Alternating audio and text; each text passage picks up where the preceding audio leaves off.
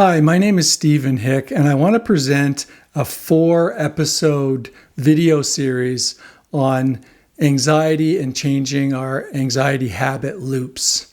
So this video is going to introduce the topic and introduce the link between habits and anxiety. And I'm drawing on the work of Justin Brewer.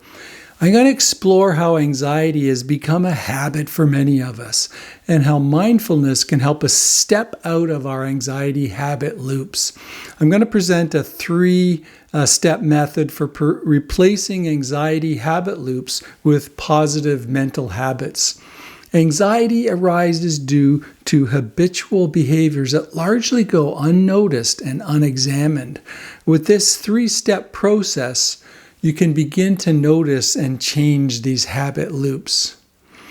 We continue behaviors because we believe that there is a reward or a favorable result from them.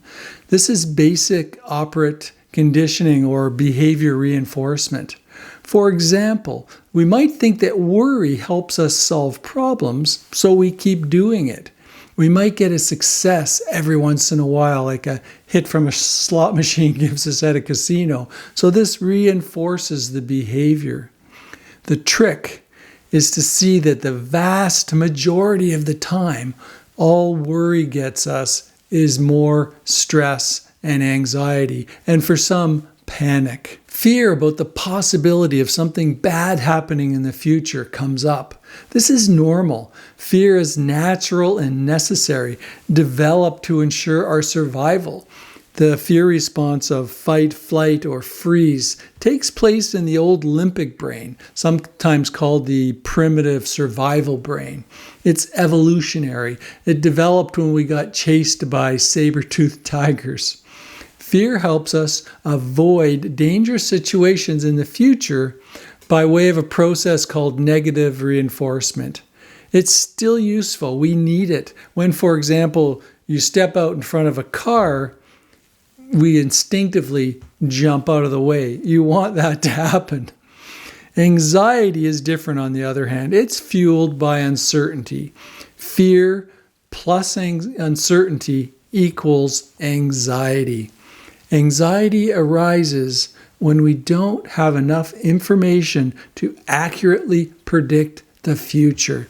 It can lead to panic if the anxiety deepens and the thinking brain or the prefrontal cortex goes offline.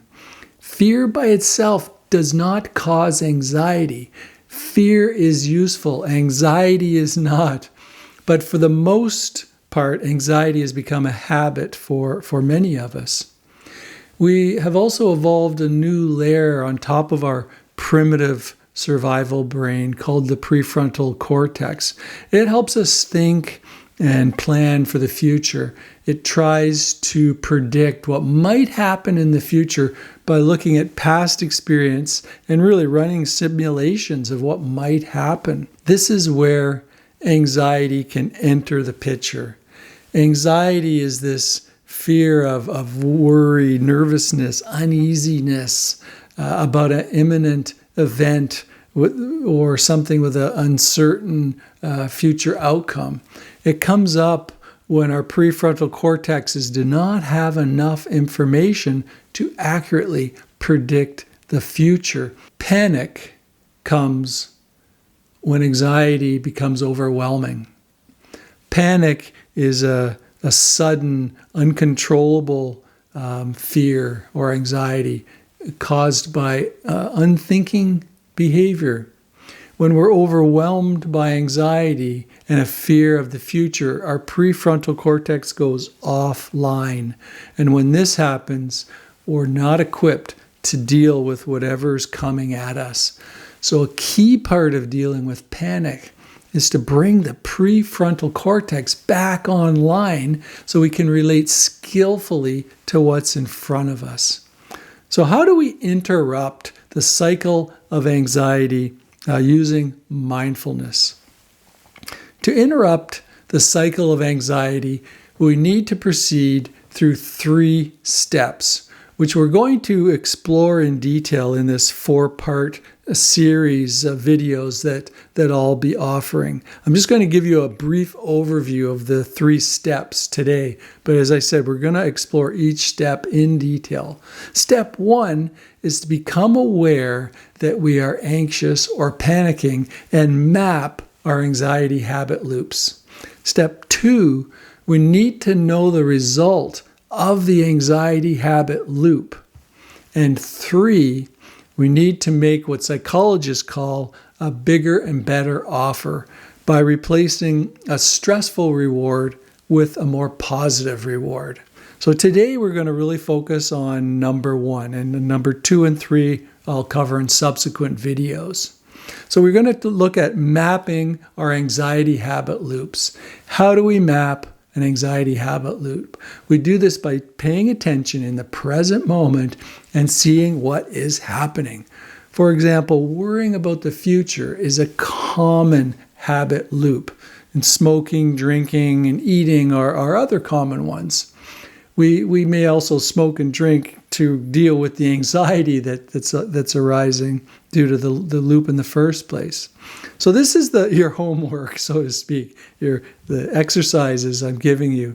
Observe and map and write down your anxiety habit loops.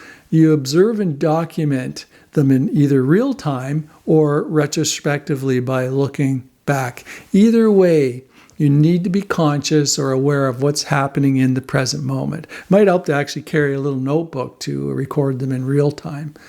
A habit is a regular and repetitive tendency or practice that's often difficult to give up. Habits are established through the habit loop, and the habit loop is a trigger, a behavior, and a result. The trigger is a stimulus that precedes the action, the behavior is the action, and the reward of the result is what you get out of the behavior and the reason why you keep doing it. The result can be positive or negative. With anxiety, the result is negative. All anxiety habit loops comprise these 3 parts: trigger, behavior, and result or reward.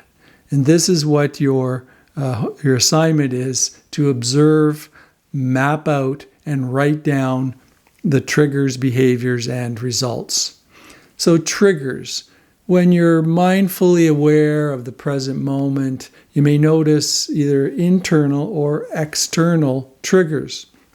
Examples of internal triggers include types of stress or worrying thoughts such as I'm not good enough, I'm not smart enough, I'm bored, why is this happening?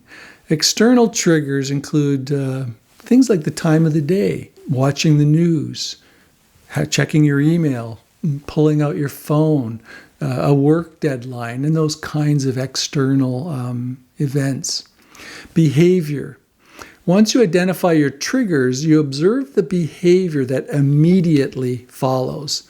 Examples include worrying thoughts, procrastination, eating, drinking alcohol, smoking, binge watching TV, pulling out your phone, yelling at the dog, and so forth.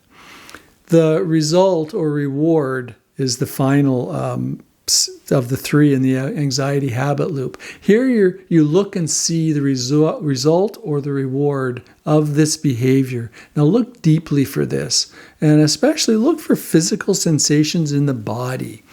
The result may not be immediate.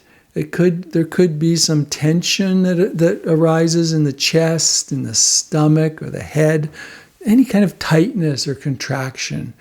Breathing may be affected. Your heart rate may speed up. There may be feelings of guilt or shame. So look for all these kinds of results. The second step of the process, which we'll explore in detail in the next video, is asking, what do I get out of this? What does it feel like? When we see the result is unrewarding and actually debilitating to our physical and our mental health, then we look for alternative ways of responding. And this is the 3rd step, which will be explored in the 3rd video. And this is bringing the bigger and better offer. Our brains are wired such they seek out behaviors that make us feel better. Anxiety isn't that. It doesn't make us feel better. So we can easily replace old habitual patterns such as worry with new, more rewarding behaviors. What's an example of a new behavior? We could, instead of worrying, we could pause, take a breath, and ask perhaps a simple question. How is what I'm doing making me feel? We may start to see that the pause makes us feel calm and better, and there's stress and tensions released. So these are examples of new behaviors that can arise. So map out those anxiety habit loops, write them down, and then we'll take those maps, and in the next video we'll dig into how the behaviors result from that. I just want to end by giving you some examples of anxiety habit loops, the trigger, the behavior, and the result. So one is stress is the trigger, worry is the behavior, and anxiety is the result. So thoughts about having too much to do is another example. The behavior may be to procrastinate or to maybe work over your limit, and the result may be anxiety and exhaustion. Another trigger might be just general stress. The behavior is junk food, and insert your distraction, and the result is shame and anxiety. Another trigger may be a feeling of boredom. The behavior may be to drink alcohol, and the result may be shame and anxiety again. Another example is a trigger might be conflict at work. The behavior might be worrying, and the result may be insomnia. So those are just some examples. So the idea is for you to think of some examples that come to mind that arise in your life. So write down the most obvious anxiety behavior loops, the trigger, the behavior, the result. And as I said, we'll pick up on those in the next video and dive deeper into to work with them. Thank you for your attention. I hope you find this series useful. I know it's changed my way of relating to the world, and I've seen it have profound changes in the people that I've worked with in this. If you found this useful, please hit the like button. Please subscribe to the channel. I'm trying to get more subscriptions on this channel, and I do respond to questions, and do appreciate comments as well. Thank you, and see you soon.